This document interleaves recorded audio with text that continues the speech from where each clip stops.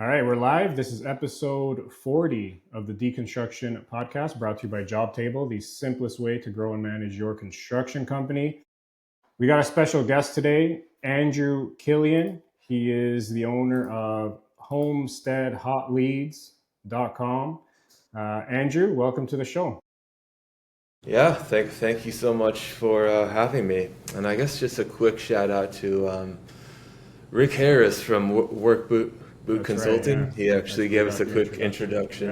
introduction. Yeah. Shout out to Rick. Couple, yeah, he's a good dude for Heck yeah, sure. I got to get Rick on the show too. He'd be a good guest as well. Awesome. Well, thanks again for taking the time. Uh, Kick it off, Andrew. Just briefly introduce yourself and tell us what you do and how you're helping trades at the moment. Yeah, absolutely. One of the things we kind of learned early on was like the power of specialization. So when we look at a lot of other marketing agencies, they kind of just find that often they kind of just they offer many different things, right? Many different services, PPC, maybe SEO, pretty much anything and everything. And we kind of learned early on that we really want to focus on the power of specialization, both in terms of maybe your services and your niche as well. And so we basically zero in on specifically kind of kitchen and bathroom, home remodeling, slowly starting to expand a little bit. But that is kind of we zero in on that niche, specifically like kitchen and bathroom remodels. And yeah, we kind of learned early on, we attempted Facebook ads, and we still kind of do that, but we learned that, like when a lot of different marketing agencies, they kind of do something like that, they typically ask for an investment up front. And we find that with contractors, when they offer an investment, their expectations are very high with marketing, and they kind of want to know, like, what are you doing? Where's the marketing going? Where are my new leads coming from? And so we recently shifted to this kind of more pay for performance model, where we kind of do a revenue share deal. We ask for no money up front, so we only kind of ask for a revenue share on the back end. And we're finding that it's working really well kind of for both parties, because the really cool thing about it is that from the contractor point of view, since we don't ask for any money up front, their expectations are really low. And so when we actually do bring them, a high ticket job, they're kind of like pleasantly surprised, like, whoa, like, how'd you do this? So it's always kind of really cool seeing their kind of reaction and how they're kind of really pleasantly surprised. So yeah, it's been going good for us and slowly gaining traction for sure. What stood out to me when we connected and just looking at your website is you kind of touched on it. Most marketing agencies, they're all PPC, Facebook, Instagram ads, but it seems like, and I'll let you like correct me if I got this wrong, but it seems like your angle is going after the existing database of your client, right? Which to me is like the lowest hanging fruit. That's usually like the easiest way, or usually the most efficient, easiest, low cost way to get more business is looking at your existing database, people you've sent quotes to in the past that maybe didn't convert, and just re-engaging these people. So is that kind of what you're doing in a nutshell? Absolutely, yeah. And specifically for, something pretty high ticket like a new kitchen or a bathroom, is that this is a pretty high ticket something, and for a lot of people it's like a once in a lifetime purchase. So naturally, not everyone is gonna bite right away. And I think a lot of contractors get it into their head that, well, they didn't buy initially, they're just, let's just move on and focus on new people.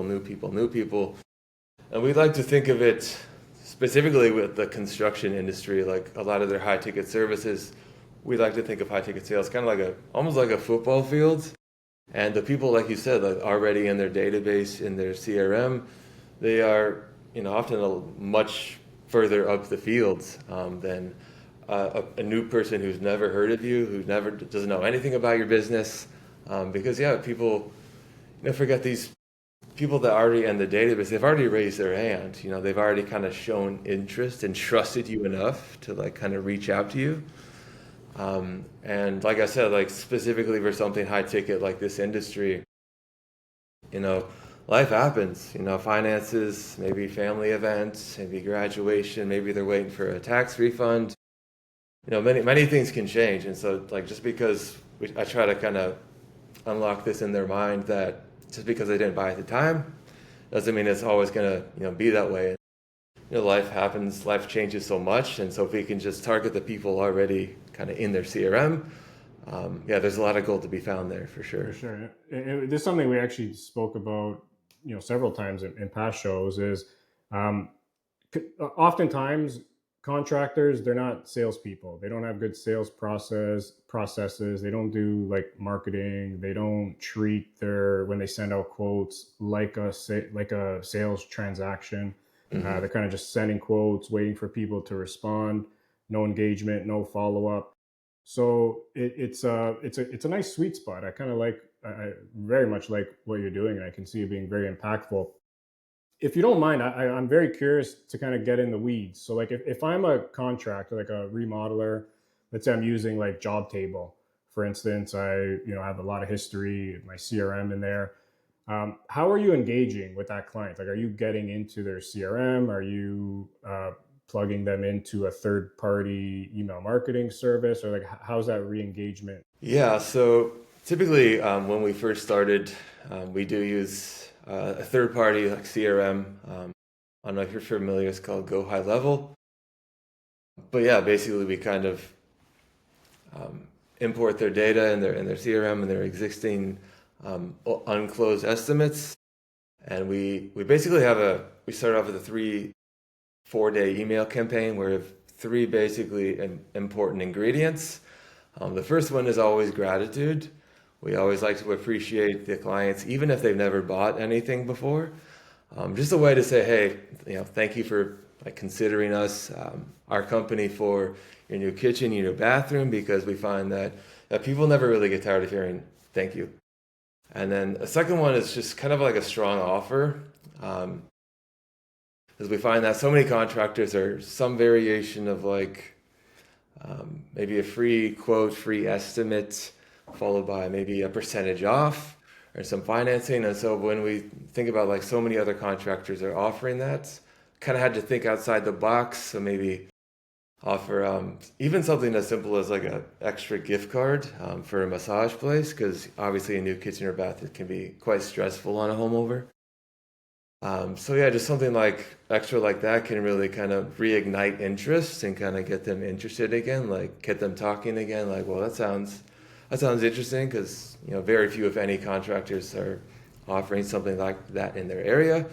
And then the last one is just a little bit of urgency, just kind of claim the offer, because often just as a psychology thing, when people feel like they can do it anytime, often they don't do it.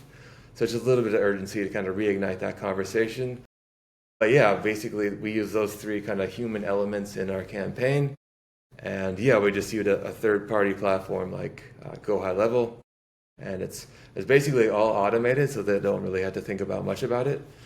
And then also recently we're kind of more focusing on the tech side of it, because obviously with SMS and text, you're just going to get a much higher open rate. So it can definitely increase your conversions as well.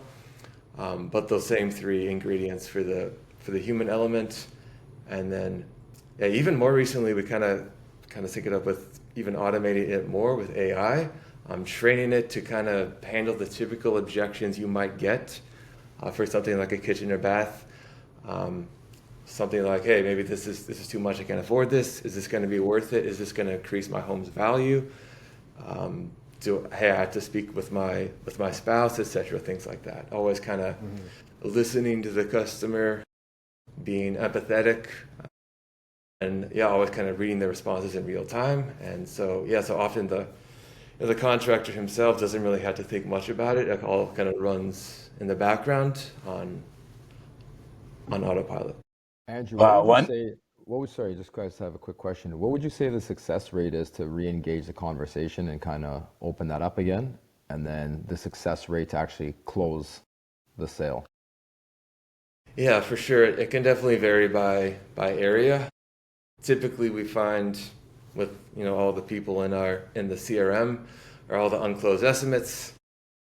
It can range from anywhere between kind of 20, 30, 40% in that range, to kind of really kind of re-engage them and get them talking again.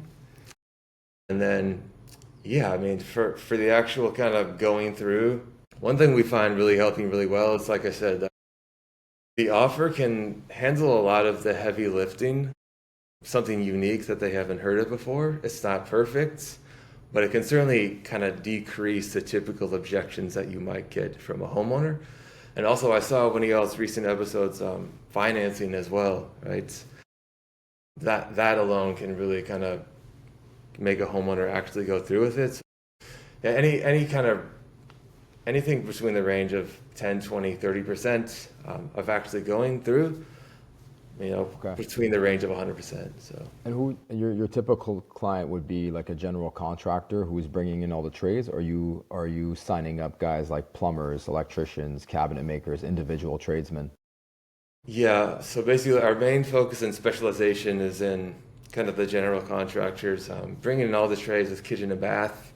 But yeah, like I said, it's been working so well, and we're slowly starting to expand into the other trades like kind of HVAC and roofing, because like I said, it's the expectations are low for the contractors. They're pleasantly surprised to get no jobs, and because we want this to be kind of like found money for them, not another marketing expense.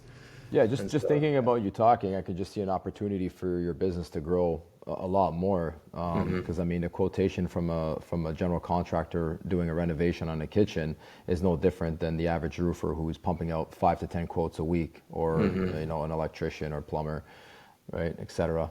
So I can just definitely see that expanding your business quite a bit. Yeah, no, I was actually gonna say, I love the idea of like re-engaging with their current database, because like Costa said, a lot of people don't see that they have a ton of clientele right underneath their nose. So for you to go in and just say, hey guys, to go out and speak to somebody new that has never heard of you, has no trust, but somebody who has received a quote from you, and again, like you said, sure, you might have sent them the quote to do their kitchen 4 or 5 months ago, but maybe they didn't even realize, because a lot of things that contractors also have to realize is that, people really don't know what the market is today, right?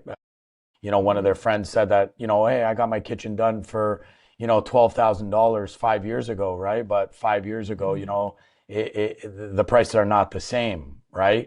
So, like I said, that idea of re-engaging with their CRM and their database that they do have, that is a bright idea. And then for you to also factor in for these guys, because like Costa said, again, a lot of these guys, they're not salesmen, right? They're good at their craft, but they just don't understand how to re-engage, or again, they forget, they think that, okay, I've sent a quote and it's done.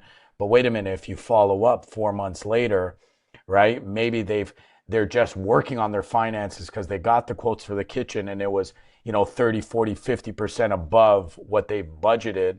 And then also on top of it, giving the financing option. I just wanted to jump in there and say that's a bright idea. And just to give these guys the incentive to say, look, I'm not asking you guys for money up front. I'm just, if you're going to make money, we'll take a little commission off the back end. It's just a brilliant business idea. So, kudos to you, Andrew, for that. Yeah, appreciate it. Thank you. And like I said, it kind of works, best for, I think, both parties, for us and the clients, because it's nothing to them up front, and it's just like found money. And I think on some level also, I just wanted to say that I think a big part of this is almost just kind of like unlocking limiting beliefs that they might have, because like I said, and I think kind of we're all guilty of this on some level with sales. Like, we just want to zero in on focusing on new people. And yeah, just kind of, I actually just had a recent conversation with a contractor. He kind of does really high ticket, like $1 million custom homes. And yeah, I was just kind of talking to him about kind of the offer part, about maybe just offering something kind of unique on top of it, maybe like a gift card or something. And yeah, he was just convinced, no, that's not going to work for me. That's not going to work. And so yeah, just kind of just asking, well, I mean, have we ever attempted something like this before? And yeah, usually it's like, no, I haven't really tried something like that. And so kind of just, yeah, almost like even like a therapist at some point, just kind of unlocking the limiting beliefs in their mind. It's like, well, I mean, it costs you nothing. Like, let's just give it a shot and see. Yeah, You know, we say this all the time, right? It's like you don't know what you don't know, yeah. right? And just, yeah, like you said, unlocking that. Just having the awareness just to try something new, right? Like, there's not much to lose. I'm curious, have you ever tried, like, I know, so you have the email re-engagement. What about phone? Do you offer like re-engagement by phone as well, like phone calls? Not at the moment. However, yeah, we kind of have been entertaining that, or kind of just, percolating that. Have you all found that that's been working well on your side as well? I just look at it like, no matter what kind of business you're in, like sales is sales. And I Yeah. just feel, especially in this type of industry, like high ticket items, that human to human interaction, I Right. think could be extremely impactful. Especially in construction. Yeah, Since we started 100%. Jobtable, I think sales wise, we've been the most successful with just actual picking up the phone and, calling the customer straight up. Yeah, rather than especially email marketing. now in like the rise of AI, and AI agents. Yeah, I think y'all are onto something there. People just love that, human to human, like actual conversation. There's less and less every day. So And let me ask you this, Andrew. Getting into this space, how do you find contractors' mindsets are? Like, do you find it like, look, me and Charlie, we still own and operate a plumbing company, and I always say, a lot of guys, even our friends in the industry, and I'm speaking about ourselves as well. We're like dinosaurs, right? So how do you feel when you pitch them your ideas? How do you feel they grasp them? Like, because obviously you're coming from an angle that they probably, just like that story you just said, have you thought about giving a gift card like a massage, because the renovation is stressful. So it's almost like you're giving them an out at the same time, and kind of saying like, look, here's a gift card for a massage while we're working on your house, or, we're remodeling your kitchen. Go and take a load off, right? Like, how do you feel when you speak to these guys? Like, do you feel like you are talking to like these dinosaurs that are like, oh my God, like I never thought of that? I mean, I guess maybe sometimes I think there's like a kind of an 80-20 rule within any industry.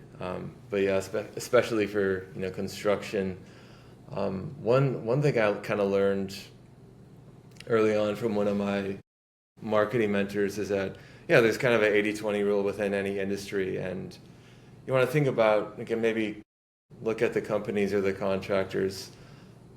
Are they already investing in marketing or advertising and growth?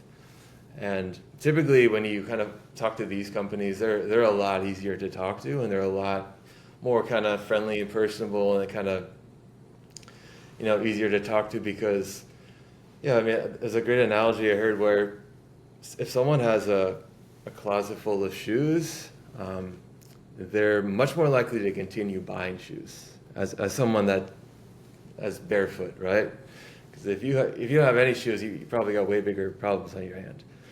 And so I think that's one really kind of important aspect we try to focus on, and a lot of marketing agencies make it a lot more difficult on themselves by trying to focus on, people that are really in need of marketing, but they haven't, 20, 30 years, they haven't invested in anything, or they don't have a website. So when you can really, like I said, there's the 80-20 rule within this industry where kind of look at like the buyers. Where are they going? Are they investing in coaching? Are they investing in software like Jobtable? Are they investing in advertising? These people we find are typically a lot more receptive and easier to talk to, and kind of see this insight of the people that are unclosed estimates often a lot easier to make that makes a lot of sense. Other than like the niche of like remodelers and the kitchen bath guys, how else are you tapping into that pocket that you just described, where they're already invested in marketing or software? How are you finding those groups? Yeah, I mean, I think there's definitely a lot of different ways. I mean, software is one, coaching, investing. There's some even like I talked about earlier, Rick Harris, he kind of does the consulting side of it. Another big one is conferences, right? Are they going to investing and paying to go to actual conferences? I think there's one coming up in January called Jobtable Connect. And then, just kind of always staying on top of that, because there's a lot of different areas.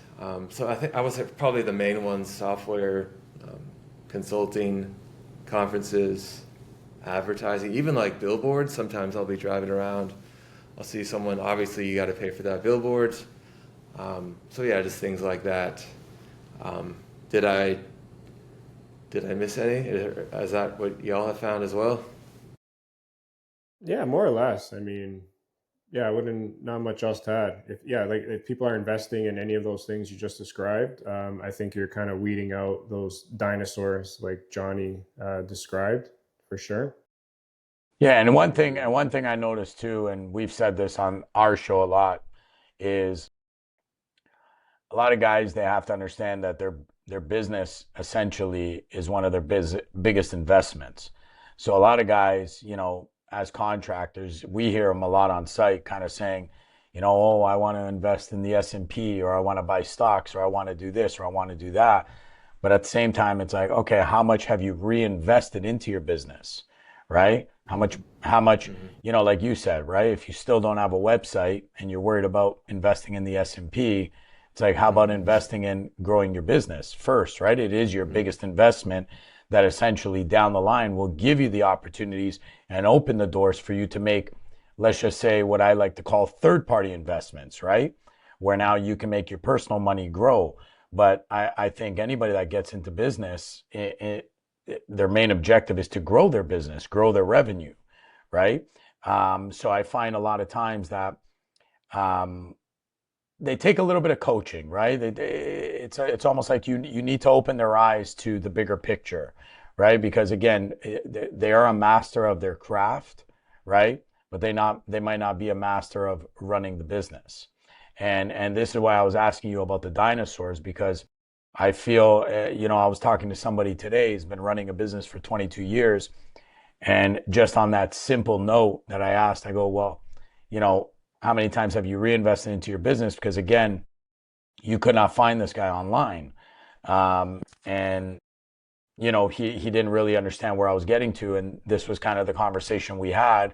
And he was like, shit, you're right. I haven't looked at it like that. I'm more worried about how do I take the money I make and go make more money. And it's like, well, you have a business in order to grow and make more money, right? So I just find a lot of times, they do need people like you. They need somebody like a coach, somebody in their corner, somebody to say, look, again, and that's why I keep saying, like, your business model, I think, will work for a lot of these guys, because it's like, look, I'm not asking you for 8 or 10 grand up front, 20 grand. I'm not asking you to run a campaign like this and it's going to cost you X amount. Why don't I show you what we do, put it to work, show you how I can make you more money. And then in turn, obviously, we both eat, right? So with that in mind, the fact that you're not charging these people anything, what would you say is the biggest hurdle to sign up these contractors when you're speaking to them? Yeah, that's a great question. And that's definitely one thing we had to learn along the way, is that, we kind of had to, we started off thinking, oh, well, since it's no money up front, it should just be, a quick, easy thing. But yeah, like I said, there's a lot of limiting beliefs. I would say probably the main three are, well, am I going to have to do anything? Is this going to be all like plug and play? And so that's one thing we always talk about. It's pretty much all done for you, plug and play. Second one is this going to require like a long commitment, 6-12 commitment? And we kind of overcame that. Well, no, it's just about a few days to start. Decide to cancel any time. And then probably the main one is, the biggest one we've heard is, what about, my reputation? What are you going to do with my customer data? And that's understandable, you've worked hard to create this, CRM and database. And so I guess the main way we overcame that one was just kind of showing them an example or a demo of kind of like an actual real template and script of what we're going to show them. We're not going to send them anything crazy or like penis bills or anything like stupid like that. But just showing them just kind of like a script of like the exact template we use, and kind of just easing their fears of that. So those are probably the main objections we typically get. Yeah. It's funny because like the way, psychologically how things work sometimes, it's funny. When we were starting to sell Jobtable, we actually found more success giving them a slight discount off the regular price rather than offering them free months. And for whatever reason that is, I guess, we would get a lot of signups for the free months, but there'd be no actual usage of the product, right? As where we would offer a small discount, they felt inclined to sign up because they found value in the product, and now they were more likely to actually use the product because they've invested some kind of money into it, right? So I was just trying to, because, when you said you don't charge anything, I was actually curious to know if it was as easy as you thought, and clearly it wasn't, right? There were some hurdles to overcome. Yeah, absolutely. And I guess one other one is kind of like maybe the fear of, even though there's no money up front, sometimes there's obviously a little bit of time investment. Obviously, you had to send us over the CRM and the CSV file and all that. And so I guess, it's unfortunate. Some a lot of some contractors have been burned by some marketing agencies, and so they don't want to kind of invest something else and then just to be like, oh, this didn't work for me. But even if it's time. Yeah, exactly. Yeah. But like I was saying earlier, the expectations are low, and so when they finally see some actual jobs and money come out of this, they're pleasantly surprised for sure. But then the flip side of that, when somebody does give you the time of day and you can actually show them results, then essentially you've made a customer for life, because he's just going to keep feeding you, previous quotations and clients, the incoming clients. Then he's not going to go anywhere, right? Because he knows the value of the product that you're giving him, right? So point being that it's well worth figuring out how to get over those hurdles, because once you get the ball rolling, then it's off to the races. So. Yeah, for sure. And that's like once they see like the results, like you said, like we get a customer for life, and they kind of want to know, well, what else can you do? What else can you do for me? The floodgates open up, right? Yeah, absolutely. Speaking on results, I'm curious, from the first touch point, how long does it take to generally, actually collect revenue? Do you have any data on that? Yeah, a little bit. I think it can vary a little bit, like I was talking about earlier, the 3 ingredients, combining the gratitude and the unique offer and a little bit of a time-sensitive urgency. And like I said, other than with the no upfront cost thing, another really cool thing about this is that, this is fast. Within 3-4 days, we're seeing people re-engage and kind of have a conversation again and move forward within a week or 2 weeks. And that's another really upside to this. Like, you look at something like SEO, right? It can take up to a year, to really kind of see the results from this. So not only are you paying nothing up front, it's really fast within 3-4 days, a week or two, to really kind of actually see some jobs. So. Yeah. And which email are you finding people re-engaging after the most? So usually after the second or third, I would guess? Yeah, so we typically like to start on Monday. So towards the end of the week, usually about the third one, on Thursday, because kind of the weekend is coming up. Homeowners are feeling good, relaxed. So it's typically the best one we see. Man, I think you should throw in a phone connect in there. Yeah, it could make a big difference. Yeah. Okay. Yeah, Really yeah, I'll definitely keep that in mind. How much time and money are you focusing on social media and building, like your reputation up through that channel? Yeah, I definitely like to, it's definitely a huge, like, amazing tool, especially now to really kind of grow your business. We like to kind of plan all our posts out for the weekend and kind of schedule it. So we don't really have to think about it all week, and so it's just planned. But yeah, we like to typically at least do one post a day, sometimes up to 3 posts a day. It's kind of showing people the offer and the service. And one thing that's working well is just seeing like the stories, right? Like the actual kind of writing out a story-based post to see kind of the limiting beliefs that they have, maybe kind of the objections, how they kind of overcame that, and yeah, the results, like really kind of speaking to their pain points and kind of I heard this good advice. You kind of want to enter the conversation already happening in the customer's head. And so, yeah, we're finding a lot of the same kind of limiting beliefs and objections that come up. And so to kind of include that in our posts and kind of make them think, oh yeah, that sounds like me. Yeah, it's been an amazing tool for sure to grow.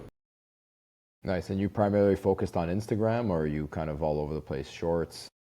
Usually Facebook these days, but yeah, slowly kind of incorporating Instagram and LinkedIn as well. And do you find Andrew that some services are obviously harder to market than others? Like I know some services are, or some clients, let's just say, are homeowners, always kind of want like a referral or some type of like, like a referral, some type of, what have you done type of deal. They want some background to it. Like, do you find a challenge in sometimes re-engaging their existing clients where these are kind of like the questions that are being asked back from them? Do you mean from the point of view of like the homeowner to the contractor? Yeah. So like, obviously you're taking their leads and you're kind of like saying, like you're re-engaging. Let's just use the example of like a kitchen, right? Mm-hmm. So do you find any pushback from the homeowner when you're re-engaging them on kind of like them asking for like more referrals or like some type of reputation behind it? Like do you find that hurdle a lot? Because obviously you're essentially re-engaging for the general contractor, right? So when you get that type of pushback, what's your game plan on that? Do then like your client who is the general contractor, do you kind of like nudge him and it's like, okay, you got to re-engage with this client? Or is that like kind of like all your task to kind of work through, those questions that are coming from their obviously existing clients? Gotcha. Yeah. I mean, what we find is not typically we don't have a whole lot of pushback in that arena, just because kind of like what I was saying earlier, if we try to focus on, like, let's look at companies already really investing in their growth. So typically these companies will have, already a good amount of reviews and testimonials, pictures of a kitchen and bath. And so, yeah, a lot of that kind of speaks for itself. And so, yeah, we don't find a whole lot of pushback in that arena. And yeah, I guess if a homeowner is constantly wanting like referrals or kind of shopping around for other quotes, often that person usually wasn't serious in the first place. At least that's what we found. What you found. Yeah. Okay. So like with your service, I guess just kind of piggybacking off that question, maybe, if there is any of that type of pushback, is that something that you handle, or is that something that you'd kind of have to nudge, your client, which is the general contractor, to kind of be like, hey, this client has re-engaged now, maybe give them a call and close this deal? Or is this something, because I know you spoke at the beginning kind of about like, with AI tools and AI agents, or is this something that your firm kind of deals with to kind of close that deal? Yeah, I guess as of currently, not typically. I think sometimes we try to act like as a coach or a consultant, maybe kind of nudge them along to maybe give some more like video or testimonial reviews of a nice looking kitchen, maybe recommend some tools here and there. But yeah, as of currently, we focus more on the kind of the re-engagement side of the emails and the texts and the SMS. So just to, once there's re-engagement, it's up to the contractor to then re-engage. Is that correct? And like close the deal?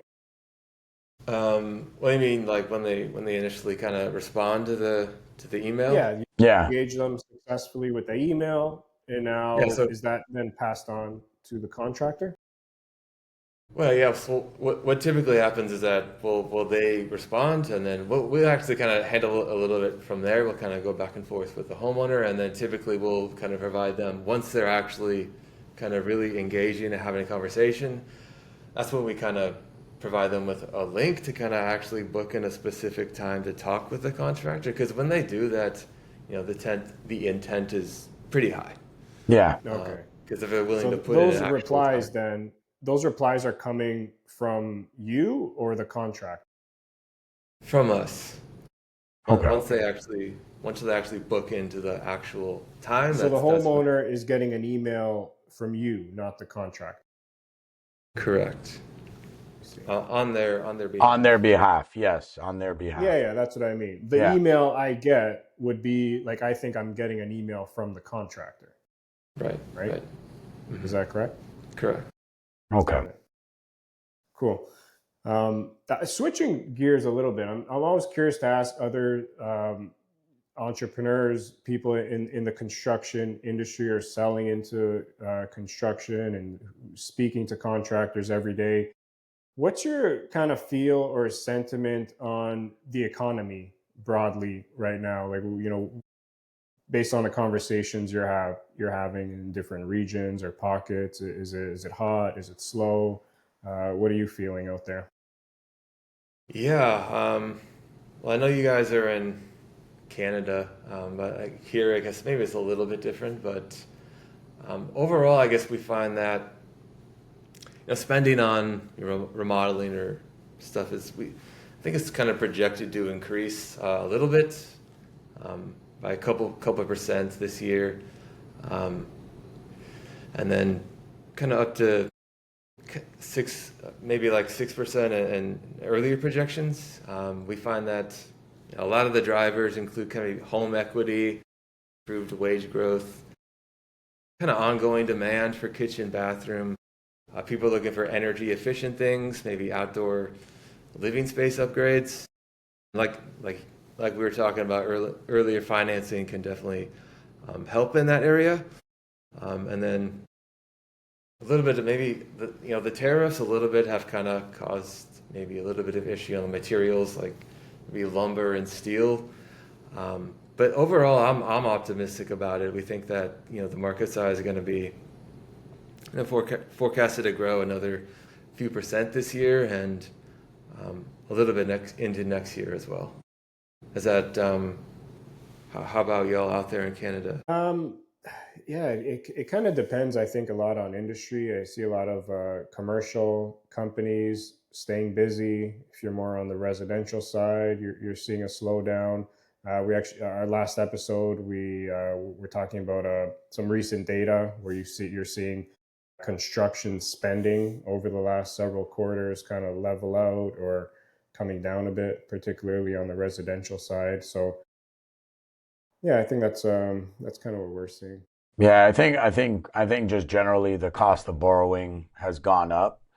Obviously I know between Canada and US too with the tariffs and everything like that. So what we're seeing here, unfortunately, because our economy is not as strong as yours, we're noticing like an uncertainty, right? We're noticing some people are just holding off because they don't know if they spend this money now, if it's smart. Like again, our rates have dropped a little bit here, I guess, to boost the economy a little bit. But you're still seeing that hesitation, right? Like you see it in the housing market, you see it in projects that are out there, you see it in especially the residential sector, because let's be honest, like I think we all kind of touched base on it today, where giving the homeowners, specifically homeowners, the ability to finance, it just goes to show you a lot of people, it's not like liquid is out there. So I find a lot of people, in order to make any moves and in order to keep, let's just say, the economy stimulated, especially on the construction side, financing is a must, right? Where maybe 10 years ago, people were saving up, right, to do that kitchen rental, where now they're looking at, how can I afford this over a 12 or 24-month period, but getting it done today. So yeah, it's definitely on our side. We've noticed a slowdown.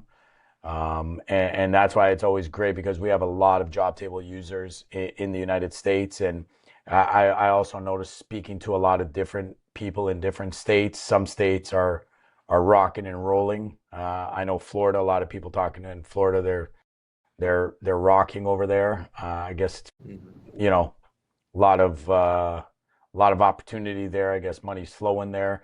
But then you'll talk to certain other states, and they'll be singing kind of the same tune as us over here, right? Like across the border, right? North of the border. So it's always good to get an insight, because I know you said you're from Texas.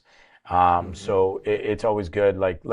I'm assuming you deal with people all over the United States, correct? Right. Yeah. Yeah. Nationwide.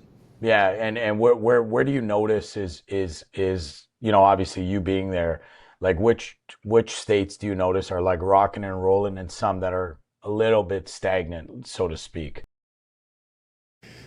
Yeah. I think as of now, I think Texas is doing steady. I think it's going pretty well. You look at maybe a state like California, where obviously the living costs are a lot higher. One of the highest income taxes in the country. Obviously, a state like that, it's a lot more stagnant, kind of slowing down. So yeah, it definitely kind of depend on the state, and how's the state economy, how's the local kind of income going, the tax.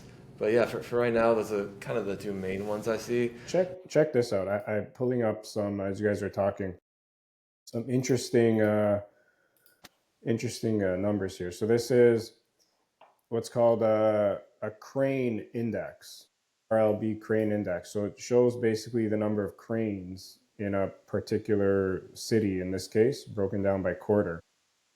You still see Toronto still rocking compared to other cities in North America. Los Angeles, number two, no, like way behind number two, like 106 to 42. Calgary, Seattle.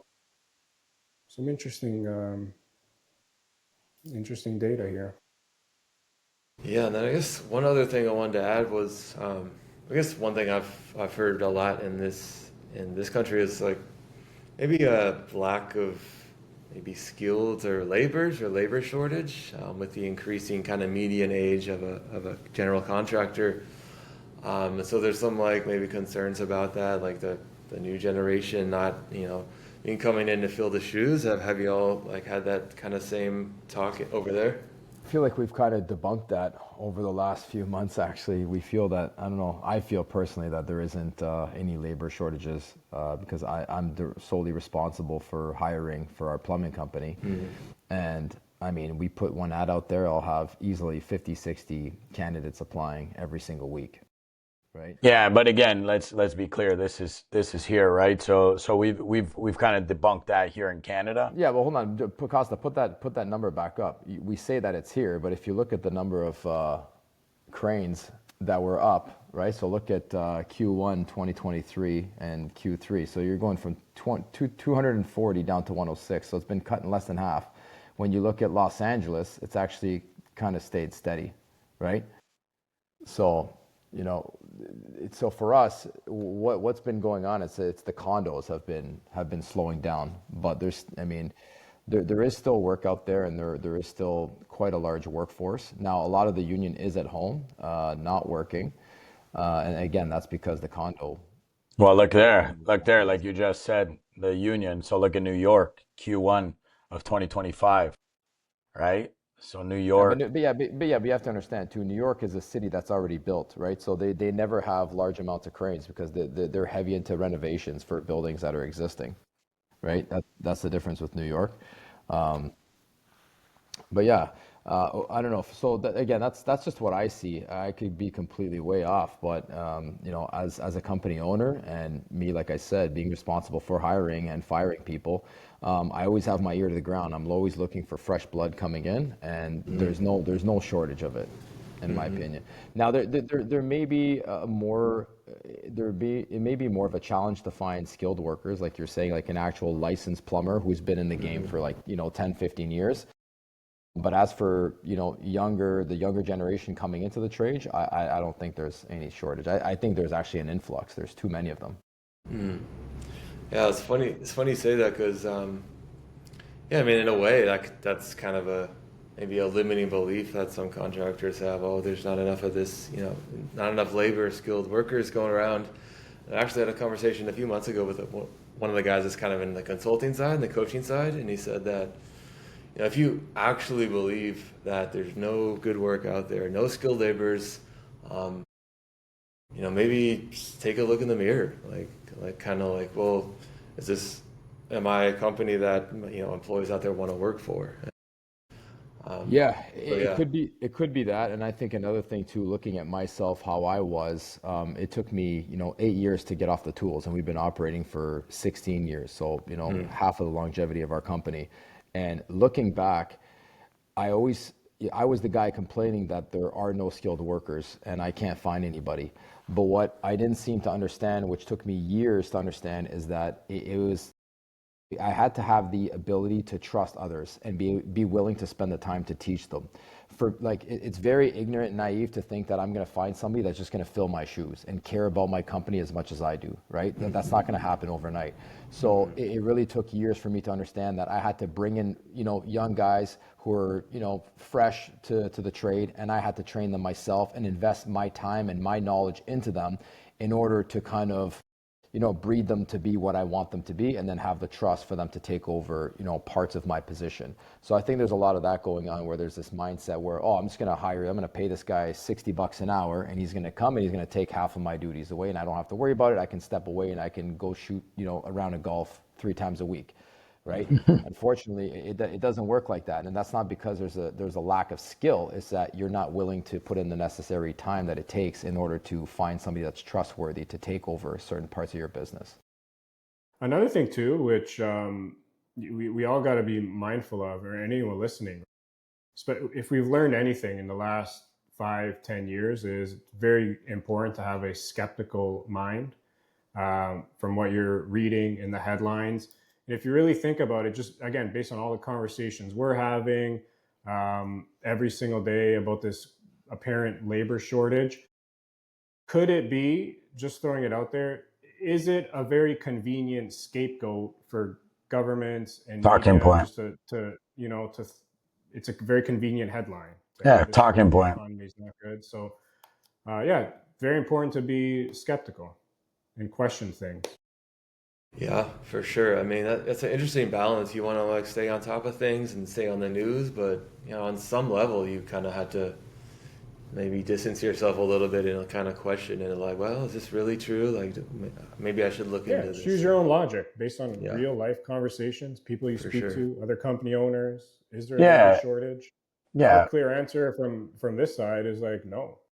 There's not, news headlines? Is it and just that's is it just something the we talk headline? about all the time on this show. Is regardless of what's going on, you gotta take control and fix whatever you have control over, no matter what's going on in the economy.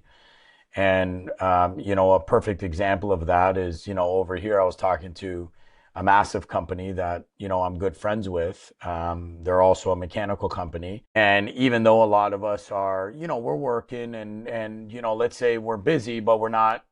It's not like it was a couple of years ago or even 10 years ago where everything's kind of rocking. They're busier than they've ever been. They're going to have, in their last 3 years, and they've been around for 30 years, is going to be their best years ever. And I remember speaking to the guy and I'm like, what are you guys doing? Like, who are you guys working for? And, he just gave me an insight of kind of the market that he hit, because even though there's slowdowns in other markets, they were just quick to pivot into a market that is actually booming right now and requires a lot of mechanical. So what happens is, like Costa and Charlie were just saying, sometimes they're just talking points, and sometimes they're using it as headlines, when people are more focused on that instead of being focused on what can I control, what do I know is going on out there, and how do I attack that market, right? So again, just think about somebody in New York, right? Let's take New York as a state, for example. And you got a guy that does a lot of new construction and a lot of new building, right? Well, as we can see there's hardly any cranes there. Why? Right? Because it's already a built city. So maybe that new construction company, because there's not a lot of new construction out there, maybe you need to kind of pivot and get into the restoration or the renovation business. And then once you pivot your kind of company to doing that type of work, all of a sudden you're fucking busy again. You're going crazy, right? So a lot of times, like Costa was just alluding to, these might just be talking points, but speaking to certain guys that think outside the box and try to control what they can control, I noticed those are the guys that normally, in, let's just say, tougher times, you know what I mean? Those are the guys that excel, not only just survive, but excel, right? And I think that's the key. No matter whether it's your business, Andrew, whether it's my business, whether it's a software business, you have to consistently look at how to excel and how to provide the best service for the client in that market that at that point is booming, right? Because when one market drops, another one's on the rise, right? Mm-hmm. Yeah, absolutely. And I guess the one last thing I'll add to that is, I heard this insight a while ago where we kind of learned long ago, in the same way that you kind of always want to be advertising and marketing for new jobs, and not just when you need them. Same thing for, recruiting. Even if a company has, a full staff and employees, just kind of always be recruiting to kind of see what's out there. And so I thought that was some good advice. For sure. Definitely. For sure. Yeah, absolutely. And it's probably a nuanced thing, right? Johnny and Charlie, would you say, like, the argument would be, like, with the labor shortage, there's like oversupply of like underskilled and like laborers, like those are, not hard to skilled tradesmen. That's where, the quantity and quality. I think lower. I think highly skilled guys have always been hard to find. I don't think this is like a new problem. I think they're few and far between. I remember, like, I was fortunate enough to be like one of the plumbers, same as Johnny, to learn from like the old Italian guys that immigrated here in the 60s and 70s, right? So we were with a crew of like guys who were very, very passionate about plumbing, and they were the guys responsible for probably building a lot of the buildings that are in the city today, right? So with that being said, I saw these guys, slowly kind of dissipate, pass away, and disappear. And I saw essentially the union and the workforce kind of go to shit from that point on, right? And I think you're not only seeing it with trades, you're just seeing it with, society in general, right? The kids these days that are just kind of looking at their screens all day long, that are just, they're very lackadaisical. They don't give a shit about anything, really, other than what's going on their screens. So I think this is a problem that's kind of common across the board, not just the trades.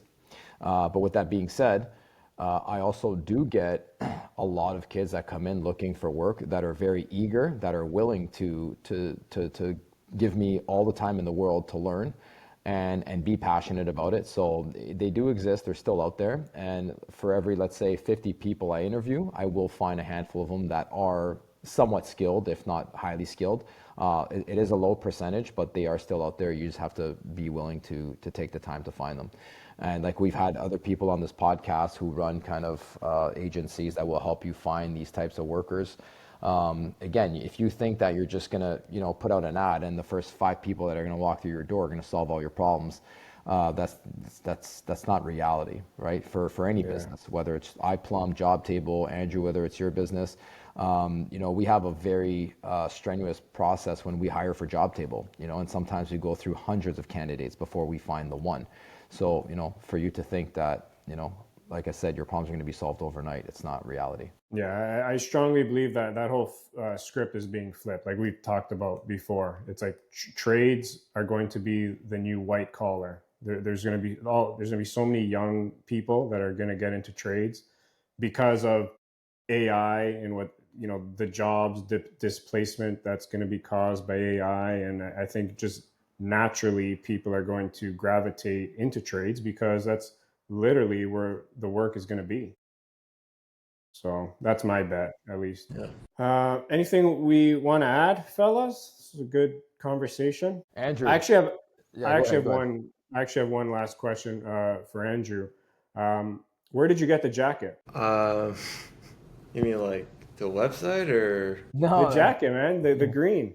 I'm lime seeing it. green? I'm You seeing won it the on Masters. website. You won the Masters, didn't you? Yeah. You're golfing?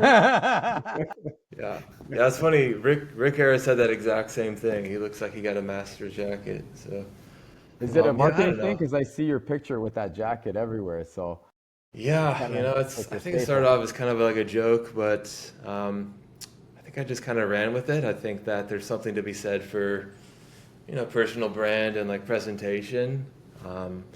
So yeah, I mean, I think it kind of just goes with the service that we run and kind of makes me, I guess, in some ways, kind of stand out or be memorable. And so I like yeah, it, I man. think it's definitely. I like it. Appreciate I it. like it. I Appreciate like it. It suits you, man. Very It good. suits you. Thank you. Thank you. Awesome. And Andrew, Andrew, sorry, Charlie, go ahead. I was going to say exactly what you were going to say. If you had 60 seconds just to kind of take the floor and just to, for anybody listening out there, what would you tell them? Why should they come and sign up to your program? Why should they give you that trust? And what can you do for them? Yeah, absolutely. So, I mean, like kind of like what we talked about before, right? I mean, the really cool thing about this is that what we love about this model is that we don't ask for any money up front. It's literally found money for you. It's not another marketing expense, other than some other services like SEO or Facebook ads that can take a really, really long time, a month, even up to a year.